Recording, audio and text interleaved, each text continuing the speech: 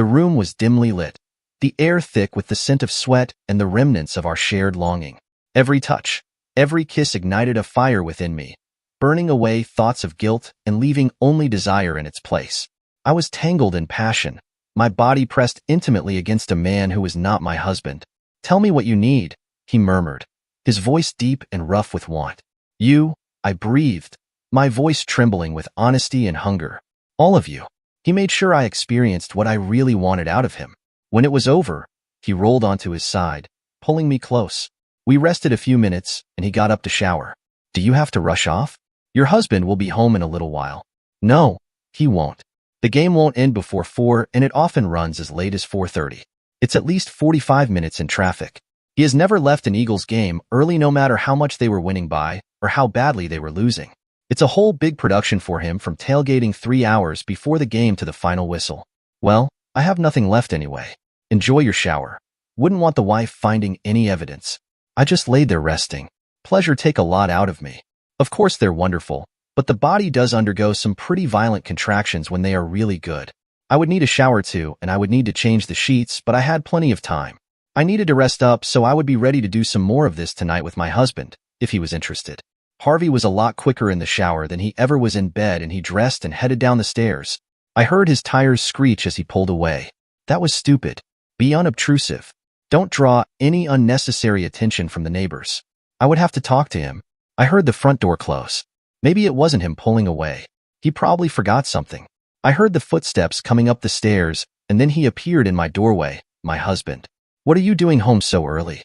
I think the more important question is, what were you doing? Who was that guy who ran past me and tore out of here in his car? I didn't have a good answer to either question. "Why are you home so early, honey?" "I got sick." "Who was that guy you were just screwing?" No use lying. There was really no question as to what I had been doing. "Baby, it was just sex.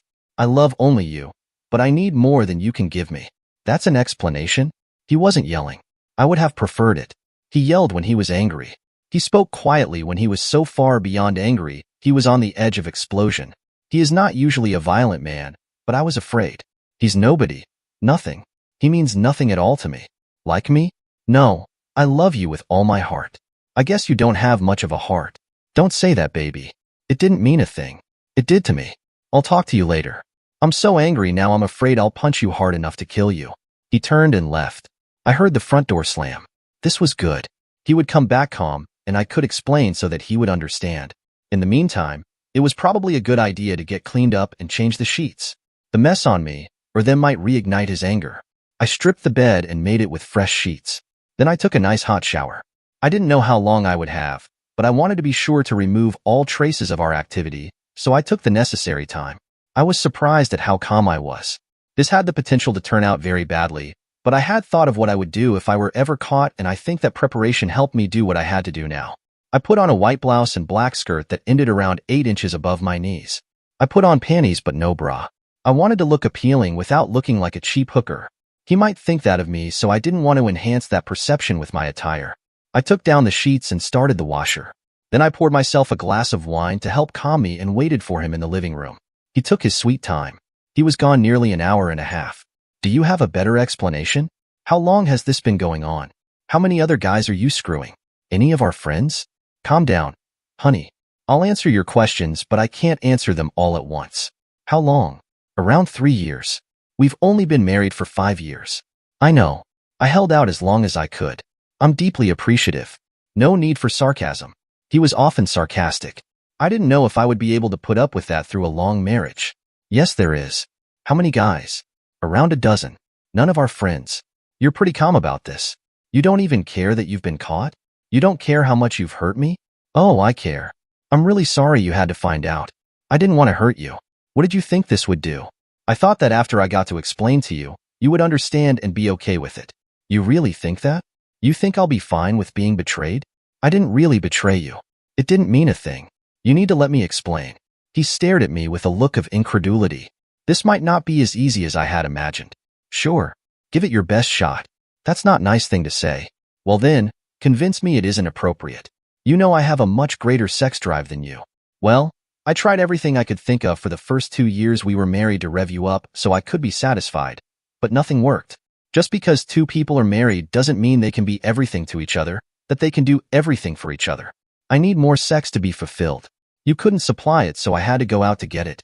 I wasn't rushing through this, but he just sat there passively, not looking as if he had any plans to jump in. Just because we are married doesn't mean that I don't have a right to be sexually satisfied. I can't supply everything you need either. That's why you go to the Eagles with Frank. He fills a need I can't. Just a minute, you're equating going to a football game with another guy to you screwing whoever you want, whenever you want. No, of course not. I don't do it whenever I want. And I don't do it with just any guy. And I make sure I take care of you too. No, you're not taking care of me. You're taking care of you. I just happen to be the guy of the moment. Don't say that. I love you. It's completely different. But you can't take care of me. I have needs. If you couldn't make enough to support us, would you consider it a betrayal if I got food stamps so we could eat? So you think you're entitled to indulge yourself in any area in which you don't think I'm taking care of you adequately? No. But there are some things that are just too important to do without. If we needed money to pay the rent or to buy food, I'd get a job. I'd do something to make sure our needs were satisfied. He was starting to get that quiet, angry look again. I had thought this would go better. You're not satisfying our needs here. You've chosen to satisfy yours. Aren't my needs important? Don't you care about me? Claire, you're talking about cheating on me. I'm talking about not having to give up an important part of my fulfillment as a woman just because I got married. What if you told me you didn't want me working? Would I have to give that up too? It's not the same thing. Let me ask you this. If I could somehow put this behind me, if I could find a way to increase our lovemaking, would you put an end to this? Well, what? Now he was shouting. I wanted to try to put this delicately. I've discovered that I like to be more filled than you can do. I don't want to give that up completely. So you plan to keep on doing this no matter what I say, no matter what it does to our marriage? I don't want to lose you. I love only you. But I need this. Doesn't this strike you as being supremely selfish? I was ready for this one. I knew he would try to play the selfish card. What about you? You're saying you would be fine with me having an unfulfilled sex life for the rest of our marriage? How selfish is that? He sputtered. I knew this was a really good argument.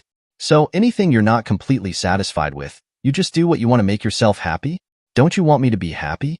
I would think that when you love someone you would want them to be happy. I'm not happy. That was harsh. Maybe there are some situations where everybody can't be happy. I don't know if I can live with this.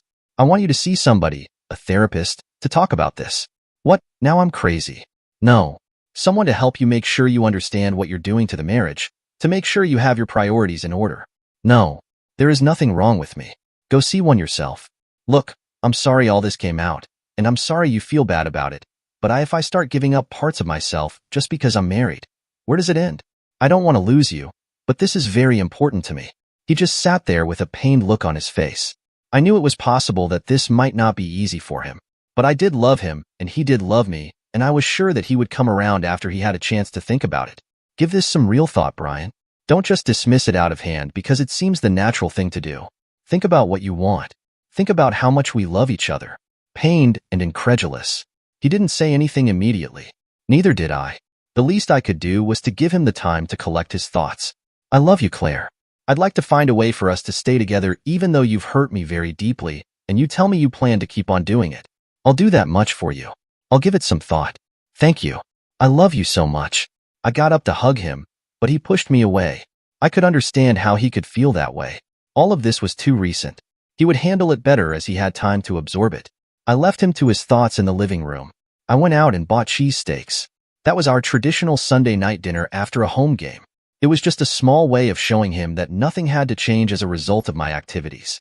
We didn't talk over dinner. I wanted to give him space, and he had nothing he wanted to say. I watched TV in the bedroom by myself.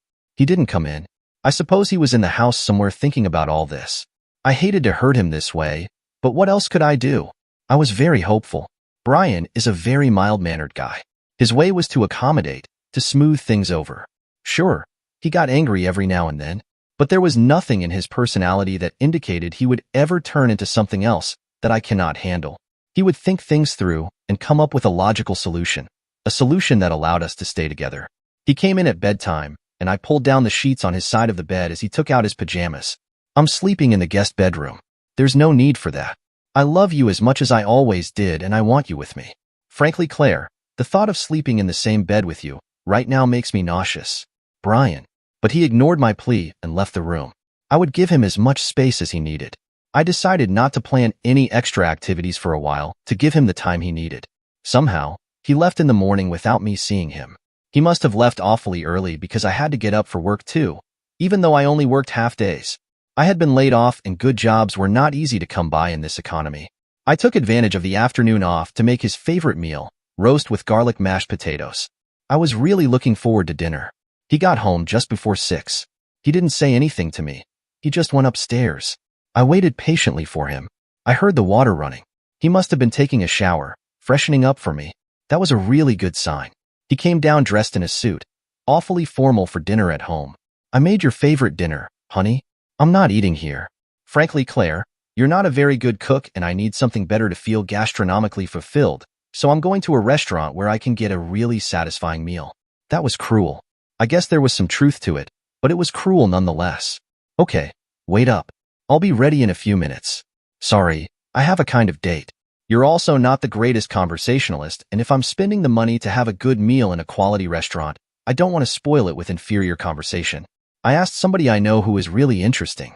Look at the bright side. You'll have leftovers tomorrow, and you won't have to cook. Brian. I said it reproachfully, but he ignored me, took his coat, and walked to the door. I don't think I'll be back late, but you don't need to wait up for me. And he left. I really didn't know what to make of this. I guessed it was some kind of attempt to get me to change my mind, though I didn't understand how he hoped to accomplish that. I figured one night of trying to assert himself would make him feel better about himself and smooth the whole process. I could wait for this to play itself out. I watched Fear Factor. It was a 2-hour episode. As it was ending, I heard him come in, so I went downstairs to greet him. He was not alone. She was suitably dressed and very attractive. Claire, this is my friend Diana. Diana, Claire. Pleased to meet you, she said. What's going on here? Did you bring your date back here to have sex just to get me jealous? Claire, that's rude and crude. I'm appalled at your behavior. First of all, I didn't have dinner with Diana. Second, there won't be any sex unless we have a discussion and decide to try each other out. I think you owe her an apology. Like there was any possibility that would ever happen. Your behavior is disgraceful. Nonetheless, I'll give you an explanation of what she's doing here. Right now, I can't stand the idea of being in the same bed with you. But even if that time comes, you take up too much space and you're too intrusive on my personal space. It's often uncomfortable to try to sleep in the same bed with you. But I have gotten used to sleeping with someone. Diana is single, and she also likes the feeling of sleeping with someone. So we're auditioning each other to see if we are compatible sharing a bed. Even though you and I are married, that's no reason I shouldn't be able to get a good night's sleep. There will be no sex involved for the time being. We just want to find out if we're compatible. I'll probably audition a few other women before I make any decision on that. He took their coats and hung them up in the closet. I didn't say anything. What the hell could I say? What were the magic words to make him realize what an idiotic idea this was? I didn't know them. It should have been self-evident. Have a good night's sleep, Claire. And he took her upstairs. I hadn't expected any of this. I had thought I was ready for any possibility, but he sure threw me with this one. I decided to get that good night's sleep he had wished me. I could think about this tomorrow. It turned out that, for some reason, I didn't sleep all that well. They were getting ready for work when I got up. I saw her walk into the hall bathroom wearing only panties and a bra. Very utilitarian. She wasn't planning on seducing anybody with those. Brian was singing in the bedroom. He was awfully cheerful this morning. I got ready for work myself. I found them having breakfast in the kitchen. Good morning, Claire. Did you sleep well? Just fine. Good morning, Claire. Good morning. I'm sorry. What was your name? Diana, said Brian. We ate in silence. Nobody said a word until they were leaving. Have a nice day, said Brian, still very cheerful. I didn't. I couldn't stop obsessing. What was his plan? Could it possibly be that he had just accepted my decision and was making the best of it? I didn't think so. Was this his game? Or was there more? What was I dealing with? I had the afternoon off, but I didn't have the enthusiasm to call anyone to play with. He came home from work at the usual time. Hello, Claire. Cheerful and pleasant. He headed upstairs and again I heard the shower. This time he returned dressed casually. Nice, but casual. I was about to ask him what was going on when he went for his coat. Enjoy your dinner, Claire. I'm probably going to be back later tonight. Where are you going? Dinner and dancing. Just a damn minute. You're a perfectly adequate dancer, Claire, but she's really hot. But you're depriving me. I would be happy to go dancing with you. Number one, like I said, you're not as good a dancer. Number two, You wouldn't ordinarily be interested in dancing on a weeknight anyway. If you're so interested in dancing, why don't you call one of your many lovers? They're not lovers. I just screw them. I stand corrected. Well, tonight, you can also dance with them.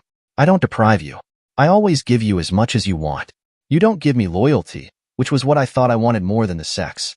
Hey, I'm just following your rules, aren't I? Being married shouldn't stop me from fulfilling myself personally in any way I desire. I did get that right, didn't I? There's no rancor in his voice. Had he just accepted what I had said completely?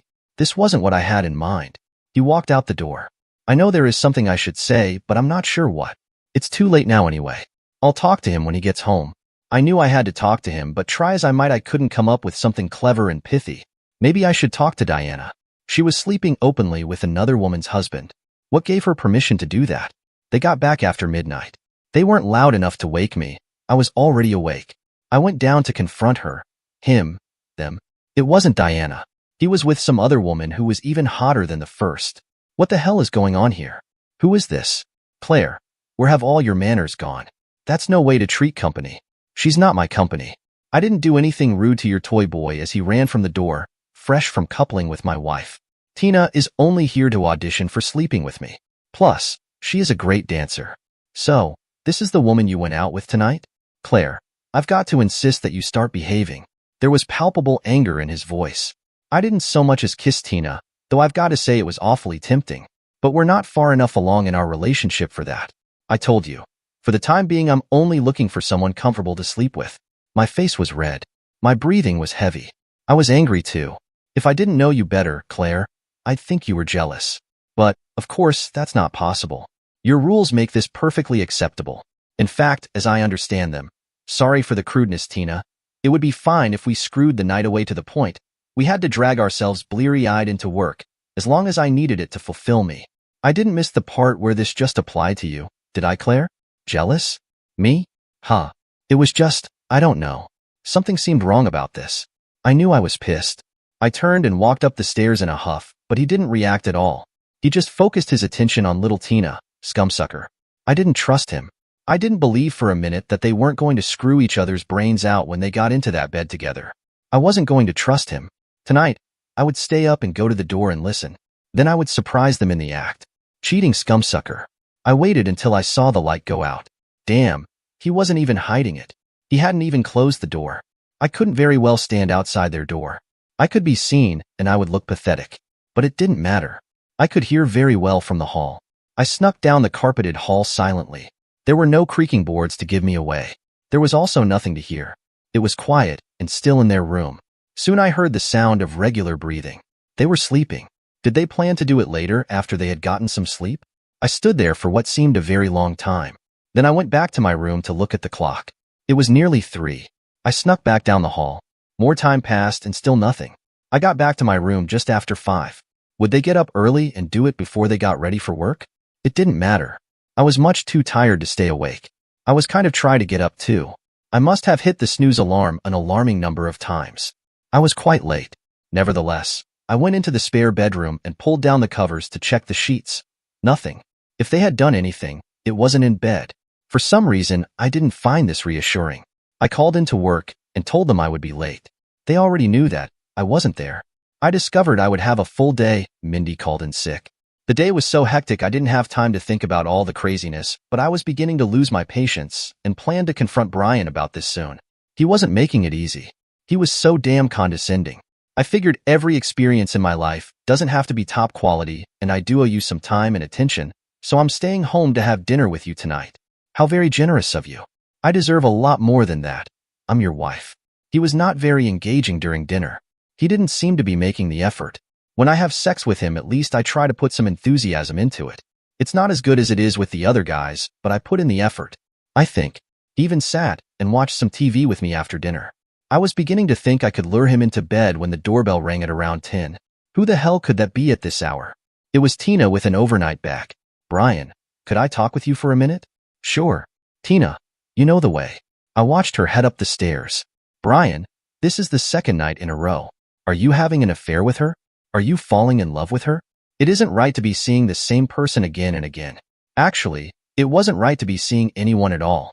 We felt good together sleeping last night, so we decided to try it again. No affair. No love. Not yet. I mean, I guess there's always the chance of that when you're seeing other people, isn't there? But I need it to be fulfilled, just like you do. I still didn't have a good answer to this, so I tried another approach. Brian, when are we going to make love? Did we ever do that? I thought it was something you just doled out to me so I wouldn't be too unhappy. That sounds a lot more like sex than making love. No, it's special with you. Well, it used to be. Why was that? Whatever. First, I have no interest in doing anything with you sexually at the moment. For some strange reason, I still feel betrayed. Second, I wouldn't even consider it until you bring me results of your tests for STDs. You clearly are not using condoms, and I have no intention of risking my health. Bring back test results, and we can talk about doing it until your next coupling. I will require tests after each time. You also need to know that even if it's no match for yours, I have a sex drive too, and if I can't do it with you, I'll start auditioning for that as well. That's not fair. I always did it with you, and I'm always available to you. Unless you're with some other guy. Anyway, you're not available if you don't have test results. I hadn't even thought about that. I'd blown 3 days I could have been tested. This was a reasonable request. Even I could see that. Even if I'm with some other guy, when I get back I do it with you if you're interested. He winced and closed his eyes. Great. I'm getting sloppy seconds. He headed for the stairs. I always clean up. I would never do that to you. Mostly because it would probably have resulted in my getting caught. He didn't answer. He just turned back and gave me a look of disgust and went up the stairs. That had not gone well. In fact, none of this had gone well. I had played over many scenarios in my head, and none of them were anything like this. Brian was a docile, devoted husband. He carefully thought out situations before taking a course of action. But in this, he just seemed to be acting, reacting. I had expected him to recognize the logic of my position and acquiesce. Instead, he seemed to want to fight it. He hadn't told me to stop, but then I had made it clear that I wouldn't. We were going to have to just sit down and work this out. I didn't check up on them this night. He seemed to be telling me the truth, and it wasn't like him to lie to me. I had lied to him, but it was for his own good. Thursday night he stayed home for dinner as well, but I got some more unpleasant news. I'm taking my friend Sandra to the opera on Saturday night. Those are our tickets. I pay for them, but we go together. I like the opera, but Sandra loves it, and she is very knowledgeable about it. It's a delight to discuss it with her. We've talked about them lots of times at the office after you and I go. Why don't you just do that? I want the whole experience. It's like you with those different men. This is a more immediate experience of being able to talk in depth about the opera. Don't worry, I'll tell you about it afterwards. It seemed like every time I was prepared to talk about his behavior, he threw me a new curve and I didn't know what to say. I was angry, but how do I distinguish this situation from the one I had presented him with? In the absence of anything else useful to say, I told him I had been tested today. I would have the results next week. Having to get tested was going to put a serious crimp in my sex life, which I wasn't having any of anyway. You'll be happy to know, Claire, that my test came back clean. I went Monday morning. Of course, you've had more recent activity than me, so there is no guarantee that you're okay. When he got home Friday night, I asked if we could go to dinner and dancing. It only seems fair. I mean, you won't have to eat my cooking, and I did give you time whenever you wanted it. And I'm so grateful I don't know how to express it. Again, I couldn't tell which one I was dealing with. He didn't say it sarcastically, but he could have meant it that way. Well, okay. I don't have anything planned. I guess it's fair. He said we could go to the Olive Garden for food like I cooked, but he preferred Dominic's Italian for an upgrade. I was nervous and didn't quite know how to bring up my unhappiness with the direction our relationship had taken. So, I didn't. It turned out he did. How was your day? I asked him. I can't remember the last time you asked me that. It's funny, before I caught you screwing around on me, I hadn't noticed it. I guess it should have been a clue that you were losing interest in me. First of all, that's a nasty way to put it. I'm just exploring my sexuality. With other guys you're not married to. I ignored that. Second, I haven't lost interest in you. It just seemed that you never cared that much to talk about your work. That, how was your day? Sounded like small talk, like you really didn't care. It always sounded like you really didn't care. So, if you didn't care, why should I take the time to tell you? I would say, fine, because I thought you really didn't want to know, so I was saving you the boredom. Is that really what you think about me? Tell the truth, Claire. Did you ever really care to hear about the problems of my day? That arrogant scumsucker, assuming I had no interest in that aspect of his life. The worst part was that he was right. How could he see through me so well? Or was this just hindsight in light of what he had discovered? No. Why are you doing all this? I sounded the victim. This? Criticizing my cooking, complaining about my conversation, telling me I don't share a bed well. Truth is your cooking is no better than average. The menus don't vary. You really don't try to make anything special. You don't put in the time or the effort.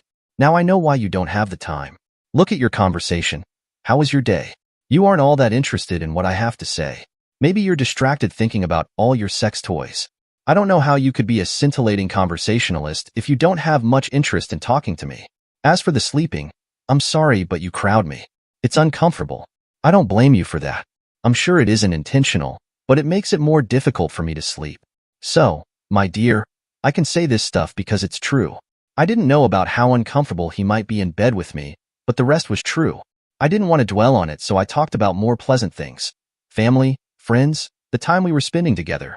We went dancing after dinner, and I thoroughly enjoyed it, but I had the sense that he wasn't having that much fun. He didn't seem to have anyone coming over to audition for his bed mate, so I took the opportunity. Brian, why don't you sleep with me? I'll try very hard not to crowd you. If I wind up doing it, just wake me up and I'll move over. It's not just about the comfort. I'm still repulsed by the idea of sleeping in the same bed with you. I'm still repulsed by what you've done and what you plan to do with all those other men. Why haven't you said anything? Because you told me your rules and that you were going to continue doing it no matter what I said or did.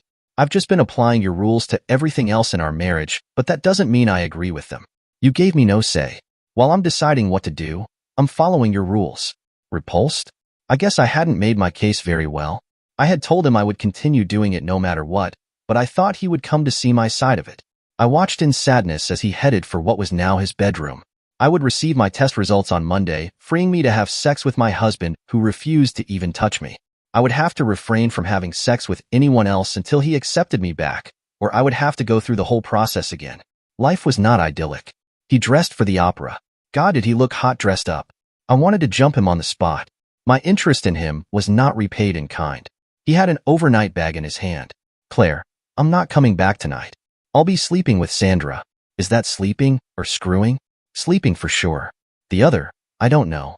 We haven't decided. That hurt. No, it really hurt. I felt physical pain. I was sure it was just a panic attack and not a heart attack, but it did hurt. I was sad, but I couldn't put my finger on the exact reason. He left. The house was very quiet. He had been out quite a bit this week, but the sense of quiet was more palpable today. I felt alone, not just in the house, but in my life. The pain subsided, but it was replaced by an increasing anger. How could he do this to me? I'm his wife. I love only him.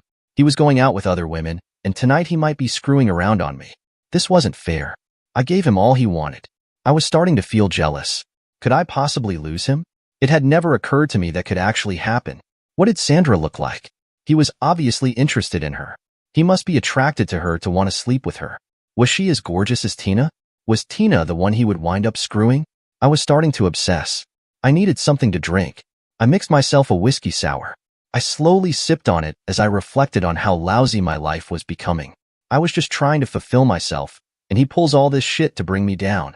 I reached the bottom of the glass. I made another. Apparently, I made too many. I was awakened by the repeated clanging of the bell in our grandfather clock, amplifying my headache with each stroke. I didn't count them, but it must have been at least 14 o'clock. I was still sitting in the green overstuffed chair, drool running out of the side of my mouth. Yes, I was getting more attractive with age. Brian wasn't home yet.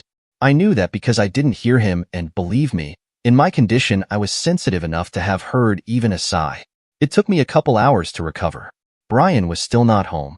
Suddenly, for the first time, it occurred to me that I could actually lose my husband. It was not a pleasant thought. I had believed that, faced with the prospect of giving in to my wishes or losing me, he would love me enough to accept my desires and would eventually be happy for my being so pleased. I had counted on his overwhelming love for me being his kryptonite. Instead, he seemed to have been trying to teach me a lesson, and there was no evidence that he would accept my new lifestyle quietly. Funny, now I might be faced with the same kind of decision I had set up for him. I might have to choose between him and completely fulfilling my sexual needs. They certainly weren't being attended to now. This thing about the testing would prevent me from following my desires all by itself. By the time I could get test results, I would have gone without for too long already. Dinner time came, and still no Brian. I was really getting worried now. Not that anything had happened to him, someone would have called, but that he was in the process of removing me from his life. I had been so stupid and selfish. Instead of giving him an ultimatum, I could just have lied to him and hidden it better. If he caught me, I could have told him it was just one slip and I feel so ashamed. Now that I was faced with the prospect of being without him, I realized I loved him enough to make sacrifices. I could cut down on the outside men. I could try to perk up his sex drive. It was nearly 10 when he walked in. Where the hell have you been? I don't think you have the right to take that attitude with me. I was attending to my own personal needs, as you so clearly told me I had a right to do. And if I can paraphrase what you told me, you'll take what I give you, and if you don't like it, you can leave. Brian, it occurred to me that I should choose what I said carefully. I thought that his being deliberately cruel to me signaled that he was not far from leaving me. Where were you? That's better. A fair question. Sandra and I decided to spend the day together. We had breakfast at her place, a picnic lunch, dinner at a nice restaurant, and then we went to a jazz club. We couldn't stay too late because tomorrow is a working day. He looked at his watch. She should be over in around 15 minutes. He could see I was unhappy. You don't have to worry about sex tonight. I have an early meeting, but the next time we get together, it's probably going to happen. I just sat there silently fuming. If you prefer, we can do it at her place. What a sweet gesture. Jealousy hit me like a punch to the stomach, taking my breath away. This was not the marriage I wanted. If I had to give up the other guys altogether, that was what I would do. It was becoming clear to me that it would be over if he caught me again, and the only way to absolutely avoid getting caught was not to do anything to get caught at. I've changed my mind. I don't want anybody else, Brian. I love only you. Please give me the chance to prove it to you. I was stupid. I surrender. Too late, Claire. You were stupid. Damn stupid. But I have learned something this last week. I don't have to settle. I love you, but it doesn't work as one-sided as this relationship has been. I'll decide whether I want to stay with you after I've explored my options. I have you to thank for liberating me. What does he want to hear? You're welcome. I'm sorry, Brian. I don't know if I can live this way. There's no law that says we have to stay together. Are you doing this just to teach me a lesson? Or is this how you really feel? It wouldn't be a very effective lesson if I told you that was my reason for doing it, now would it? So, you are? So, no comment. I'll say this. If you respond as if this was only to teach you a lesson, it's over. How long do I have to wait for you to make a decision? As long as it takes. That wasn't acceptable to me. I really did love only him and couldn't bear the thought of being without him. I tried to think of a benign way to say that. The doorbell rang. That's Sandra. I'm glad we finished talking before she got here. He left to answer the door. Brian returned shortly with Sandra. Damn. Each one was better looking than the last. How could somebody like Brian attract all these incredible women? Ouch. Stupid question. I had been marginalizing Brian because of our situation. He was actually very good-looking, model quality. He was very bright, good job, well-read, interesting and pretty amusing if he would give up that damn sarcasm. He was what most women would consider a very good catch. That's why I married him. I could see now that I had not given this whole thing quite as much thought as it required. Welcome to our home, Sandra. Rudeness hadn't worked. Politeness couldn't do any worse. Brian gave me a funny look, but he didn't say anything. Thank you, Claire, she said. It wasn't quite a question, but there was a mixture of surprise and disbelief. They ambled up the stairs. She looked back once. Brian looked back several times. At least I had succeeded in throwing him off his game for the moment, whatever that was. It was a start. I needed a good night's sleep. I got it. They left before I even got up. Oh yeah, that early meeting. I wasn't worth much at work. I don't know that anybody noticed, but I was distracted. When I got home, I decided to get some help. Hello? Hi, Mom. Claire, it's nice to hear from you. What do you want? I can hear it in your voice. Well, I'm having a problem with Brian. What did you do? Why do you always assume it's me? I know you and I know Brian. What did you do? He's treating me terribly. He tells me I'm a lousy cook. He says I'm not that interesting. He even took some other woman to the opera because he said she knows more about it than me. He what? I had to hold the phone away from my ear. That makes no sense. Why would he do something like that? Damn. Once again, I hadn't thought it out. What the hell kind of reason could I give her? I couldn't think of a thing. I was taking too long to answer. What did you do, Claire? She knew. Not the details, but she knew. He caught me cheating on him. This was unflattering enough. I didn't want to confess the whole story. He's angry. He has a right to be. Claire, how could you? He isn't there for me enough. Physically. I thought I was entitled to more. And he wouldn't miss it since he's not that interested. He's not interested, or he doesn't do it as much as you want. Claire, how did you get so selfish? You guys made me selfish. You spoiled me. Anything I wanted I got. How could I turn out any other way? So, it's my fault you cheated on Brian? I thought it was his fault. Make up your mind. You know, you've become the American ideal. You have no responsibility for anything you do. It's always somebody else's fault. Why did everybody have to give me such a hard time? They made me selfish. You'd think she would understand. You always take his side. Why can't you support me for a change? You come and tell me he cheated on you, and I'll tell you he's a rotten scumsucker. Do you really expect me to condone what you've done? I can't even think of enough adjectives to describe what an awful thing that was to do. At least he hasn't left you. He still could. It would serve you right. Mother, how about some support? I can't talk about this with you. I'm getting off. Shouldn't your own parents take your side once in a while? Why couldn't anybody understand my side? Small wonder I turned out like I did. The afternoon passed very slowly. Finally, I heard him at the door. He was alone. Brian, we have to talk. Because that's what you want, Claire. All married couples have problems, Brian. So, this is just a typical marital problem? You want me to leave the toilet seat down? You know what I mean. I hope. I don't know what I mean, but I wanted to talk. I wanted him to understand. I'm afraid I do. The world revolves around what Claire wants. Am I that self-centered, Brian? You cheated on me, and you plan to keep doing it no matter what I say or do. Where would you put that on the scale of self-centeredness? Maybe I wouldn't be this way if you didn't let me get my way all the time. Oh God, did I say that? Brian had a funny look on his face. Was it the last straw look? Am I responsible for the good things you do too? Or is this one of the good things? Is there ever anything at all you do that is your responsibility? He headed for the stairs. Brian, we still have things to talk about. He turned. We've talked. I could hear him rummaging around upstairs. I couldn't tell if he was trying to make noise, or if that was what it took for whatever he was doing. He came down carrying an overnight bag. Going out to screw your girlfriend? I was not in friendly, gracious mode. I shouldn't tell you this. I'm following your rules, but I think it's wrong to cheat, so I don't think I'm going to do it. I am staying out though. I'll see you tomorrow after work. Can't even stay here anymore? Why don't you move out? You're obviously going to dump me. Why can't I keep my mouth shut? I started this whole thing and I keep making it worse. Why do I have to come back at every challenge? Brian left that night. I waited for him to come back all night at the dinner table. Next morning he came, all smiles. I asked him to sit with me. Brian, please sit, I need to talk to you.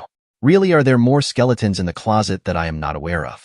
I sat by the window, staring out at the street, the same street Brian had walked down last night on his way to his date. I couldn't bring myself to look at him yet. The weight of what I was about to say felt suffocating. He sat on the couch behind me, silent, waiting. Always so calm now. Too calm. That calmness was killing me. I turned to face him, my hands trembling. He looked at me with those same steady eyes. No anger, no frustration, just nothing. I hated it. I hated how indifferent he'd become, how he wasn't even fighting me anymore. I need to say this, I began, my voice barely above a whisper. And I need you to just let me finish, okay? He gave a small nod, leaning back, arms crossed over his chest. I'm sorry, Brian. I know that probably doesn't mean much anymore, but I am. I'm sorry for cheating, for betraying you, for throwing away everything we had. My throat tightened, and I swallowed hard. When I did it, I told myself I wasn't happy, that it was your fault somehow, that you weren't giving me what I needed. But it wasn't you. It was me. I was selfish. And now, I paused, my voice breaking. He didn't say a word, didn't move a muscle, just kept watching me with that maddeningly calm expression. And now I've ruined everything, I forced out. You don't look at me the same way. You don't talk to me the same way. You're gone. Even when you're here, you're gone. I wiped a tear from my cheek, my hand trembling. I can't take it anymore, Brian. Your indifference. It's worse than your anger. And I know I deserve it, but I can't live like this. I know you've moved on, and I think maybe it's time we let this go. I took a deep breath, forcing the words out before I lost my nerve. I'm offering you a divorce. I think it's the best thing for both of us. You can be free of me, and I can stop feeling like I'm suffocating you. The silence that followed was unbearable. He just sat there, staring at me. I wished he would yell, scream, do something. Instead, he set his coffee down on the table, leaned forward, and said, firmly, I will not give you a divorce. I sat there, stunned, as Brian's words hit me like a punch to the stomach. I had braced myself for rejection, for anger, even for him to laugh in my face and walk away. But this cold, calculated malice, wasn't something I had ever imagined. He leaned back on the couch, his eyes never leaving mine, his voice calm, deliberate, almost detached. You want a divorce, Claire? Fine. Go ahead and file. But let me make one thing clear. I'm not going to make it easy for you. In fact, I'll make it as painfully long as I possibly can. My throat tightened, and I could feel the tears threatening to fall again. Brian, please. I'm trying to do the right thing here. I'm admitting I was wrong. I'm trying to give you your freedom. Why are you doing this? He smirked faintly, but it wasn't a smile. It was cold, lifeless. Freedom? Claire, I already have my freedom. I'm dating whoever I want, whenever I want, and I'll make sure you know about each and every one of them. You'll hear about them, see them, feel them in every part of this house and this life. You'll know exactly what it feels like to be forgotten. I felt my heart drop, my breath hitching. You can't mean that. Oh, I mean it, he said, his voice sharp now, cutting through my defenses. If you file for divorce, I'll resign from my job the very next day. I'll make sure I have no income to speak of. I'll paint myself as the perfect, heartbroken husband who tried everything to save his marriage while you, the unfaithful wife, threw it away. Brian, that's insane, I whispered, shaking my head in disbelief. You wouldn't. Oh, I would. He cut me off. And when we're dragged into court, I'll fight it. I'll drag it through every session, every counselor's office, and in those sessions, Claire, I'll be the husband who wants to reconcile. I'll cry. I'll beg. I'll say I still love you. And you know what? The court will buy it, at least for a while. It'll prolong everything, drain you emotionally, financially. My hands clenched into fists in my lap as his words sunk in. You don't even love me anymore, I said, my voice trembling. Why would you go to such lengths? What do you even get out of this? He leaned forward now, his elbows on his knees, his eyes boring into mine. Because you don't get to walk away from what you did to me. Not unscathed. You don't get a clean slate, Claire. You'll get your divorce eventually, sure. But by the time it's over, you'll have nothing left. And when you're paying me alimony, remember that you're the one who wanted this. Tears streamed down my face, but I couldn't look away. You're not the man I married, I choked out. No, Claire, he said coldly. I'm the man you created. I sat there, unable to respond, my mind spiraling. This wasn't a man scorned. This was something far worse. A man I had broken and who had decided to break me in return. And there was nothing I could do to stop him. It had been weeks of silence, weeks of Brian treating me like I didn't exist. The house felt like a tomb, cold, empty, suffocating. He'd come home late, barely look at me, and when he did, his eyes were void of any warmth, any love. The man I once knew was gone, replaced by someone I couldn't reach no matter how hard I tried. I spent most of my days in tears, pacing the house, replaying every decision that had led us here. I knew I had destroyed us, but his indifference was a punishment I couldn't bear. I felt invisible, like I didn't matter anymore. The only person who could still see me was my mother. She showed up one morning unannounced, her face tight with worry, carrying that motherly determination that told me she was about to fix something. Anything. Claire, she said softly as she sat me down on the couch. I can't watch you like this anymore. You're wasting away. I don't know what to do, I whispered, my voice cracking. He hates me, Mom. He won't even look at me. She sighed, her hand tightening around mine. I'm going to talk to him. This limbo isn't good for either of you. He needs to make a decision. Either he forgives you and works on this marriage, or he lets you go. You can't keep living like this. I didn't know what to say as I watched her walk out of the room and head toward Brian's home office. I stayed frozen, my stomach in knots, straining to hear every muffled word of their conversation. Her voice was firm but gentle when she spoke to him. Brian, you need to stop this. Whatever you're doing, it's tearing her apart. Either you decide to work on this marriage, or you give her the divorce. But you can't keep punishing her like this. His voice, calm and cold, sent a shiver down my spine. She's the one who destroyed this marriage, not me. I'm not punishing her. I'm living my life. And in doing so, you're torturing her. My mother shot back. She knows she hurt you. She's apologized 100 times. But this limbo, Brian, it's cruel. There was silence for a long moment, and then I heard his chair scrape against the floor as he stood. Fine, he said, his voice sharp, final. I'll give her what she wants. She wants a divorce? She can have it. When my mother came back, I could see the pity in her eyes, but she didn't say anything. Brian walked past me without a glance, heading out the front door. The sound of it slamming shut echoed through the house like the closing of a chapter. I felt hollow, like the ground beneath me had crumbled. He agreed? I asked, though I already knew the answer. She nodded, pulling me into a hug as I broke down. It's for the best, Claire, she whispered, stroking my hair. You'll see that one day. But I couldn't see it. Not then. All I could see was the end of everything I'd ever known. And no matter how much I told myself that I had brought this on myself, it didn't make it hurt any less. Then finally it happened. I sat on the cold, hard bench outside the courtroom, my hands trembling in my lap. The papers were ready, the signatures almost complete. Today would mark the end of a decade of my life, of our life together. I felt like I was in a dream, the kind where you're running but can't move, suffocated by a weight you can't shake off. Brian stood a few feet away, leaning against the wall, looking so calm, so collected. He was dressed in his usual sharp suit, his posture straight and confident. He didn't look at me, not even once. I couldn't tell if he was doing it on purpose or if I simply didn't matter enough anymore. The clerk finally called us in, and my legs felt like they would give out as I stood. I forced myself to walk behind him, the sound of my heels echoing in the hallway like a countdown to something I wasn't ready for. Inside the courtroom, everything moved so fast.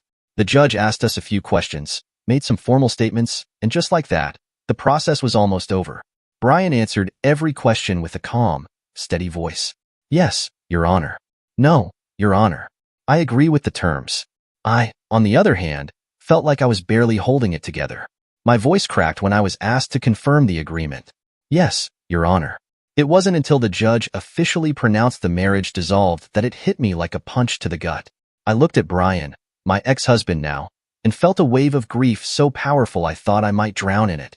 As the judge dismissed us, Brian turned to leave, and I couldn't stop myself. Brian, wait, I said, my voice trembling. He paused and turned, his expression unreadable. What is it, Claire? The courtroom was nearly empty now, just a clerk packing up papers and a security guard by the door. I stood there, staring at him, my heart shattering all over again. My voice broke, and the tears I'd been holding back came rushing out. I don't know how to do this, how to let you go, how to live with myself knowing I ruined everything. His face didn't change. He didn't move closer, didn't offer comfort. He just stood there, his hands in his pockets, his eyes cold and distant.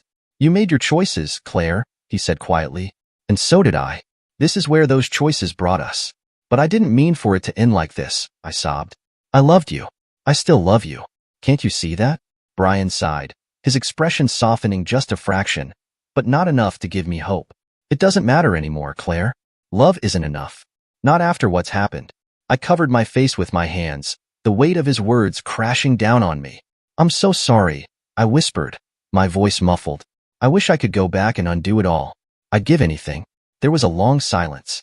When I finally looked up, Brian was still standing there, but his gaze was fixed somewhere far away. You'll be okay, Claire, he said finally, his voice low but firm. You'll find a way to move on. We both will. I shook my head, tears streaming down my face. You're moving on so easily. It's like I never even mattered to you. His jaw tightened. You mattered, Claire. You mattered a lot. That's why this hurts so much. It's done, Claire. There's nothing left to say. Without another word, he turned and walked out of the courtroom, leaving me standing there alone.